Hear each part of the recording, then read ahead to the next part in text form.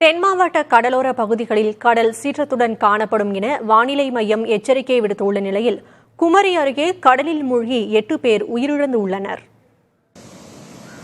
தென் மாவட்ட கடலோர பகுதிகளில் கடல் சீற்றம் கொந்தளிப்பு அதிகமாக காணப்படும் என்பதால் ரெட் அலர்ட் எச்சரிக்கை விடுக்கப்பட்டது. வானிலை மாற்றம் காரணமாக கடல் அலைகள் 1.5 மீட்டர் உயரம் வரை எழக்கூடும் என்பதால் பொதுமக்கள், சுற்றுலா பயணிகள் கடலில் இறங்கி குளிக்க வேண்டாம் என குமரி மாவட்ட நிர்வாகம் அறிவுறுத்தி இருந்தது. இந்நிலையில் தேங்காய்பட்டணம் கடற்கரையில் தனது தந்தையுடன் விளையாடி கொண்டிருந்த 7 வயது சிறுமி ஆதிஷா அலையில் சிக்கி உயிரிழந்தார். குளச்சல் அருகே கோடிமுனை கடற்கரைக்கு சென்ற சென்னையை சேர்ந்த மனோஜ்குமார் மற்றும் விசூஸ் ஆகியோர் கடலில் மூழ்கி உயிரிழந்தனர். இந்த சோகம் மறைவதற்குள் தனது நண்பரின் திருமணத்திற்காக வந்திருந்த பயிற்சி மருத்துவர்கள் 5 பேர் லெமூர் கடற்கரையில் கடல் அலையில் சிக்கி உயிரிழந்தனர். மீட்கப்பட்ட 3 பேருக்கு மருத்துவமனையில் சிகிச்சை அளிக்கப்பட்டு வருகிறது.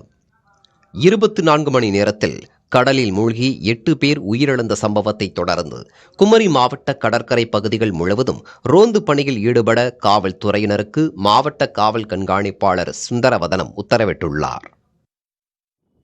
அதே சமயம் ஆபத்தான கடற்கரை பகுதிகளில் பாதுகாப்பு உபகரணங்கள் மற்றும் எச்சரிக்கை பலகை வைக்கவும் அறிவுறுத்தப்பட்டுள்ளது. லோக்கல் வில்லேஜஸ்க்கும் சொல்லியிருக்கோம். நாமளும் போலீஸ் எல்லா இடங்களையும் ரோந்து அதிகப்படுத்தியிருக்கோம். ரோந்து அதிகப்படுத்தி இந்த மாதிரி கடல் சீற்றம் இன்னும் ஒரு சில நாட்கள் இருக்கும் அப்படின்ற பட்சத்தில் எல்லா இடங்களையும் பப்ளிக் அனௌன்ஸ்மெண்ட் பிஎஸ்எஸ்டி மூலமாக அனௌன்ஸ் பண்ணி மக்களை வார்ன் பண்ணிக்கிட்டு இருக்கோம்.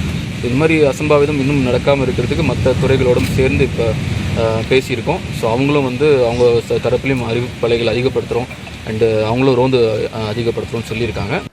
கள்ளக்கடல் எனப்படும் அதீத அலை எழுச்சிக்கான எச்சரிக்கையை வானிலை மையம் மேலும் நீட்டித்துள்ளதால் பொதுமக்களும் சுற்றுலா பயணிகளும் கடலில் இறங்குவதை தவிர்க்க வேண்டுமென தமிழக அரசு கேட்டுக்கொண்டுள்ளது.